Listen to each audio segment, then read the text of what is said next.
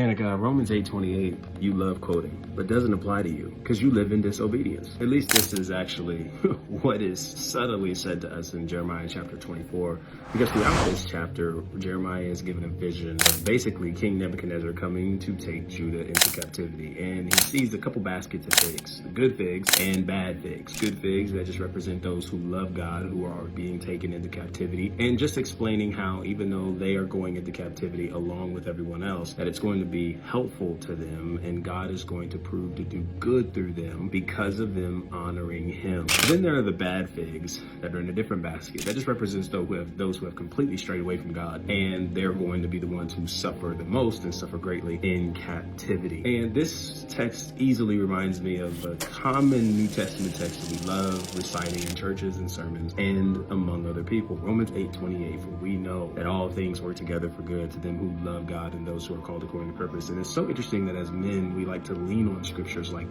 that give us some kind of false sense of comfort behind a behavior we did that we know we had no business stepping into. And instead of just admitting that consequences are on the horizon, and that in a lot of ways the consequences are actually earned because we reap what we sow, we would love to lean on these as some form of false sense of comfort, protecting our ego, and just hoping God would come in and rescue us again from poor decisions we're making. But what's crazy is that text doesn't really apply to those who willingly walk in disobedience. You willingly continue to make poor decisions, live in sin, and you're just not willing to yearn your life to God. That is not where such a text applies. It's not going to rescue you from your baby mama drama. It's not going to rescue you from being a horrible husband, a horrible father. It's not going to rescue you from being a man that's out of order. What is going to help you is acknowledging that those things in which you've been living in that have produced fruits from disobedience, you're going to have to come to a place of repentance and actually lean closer into God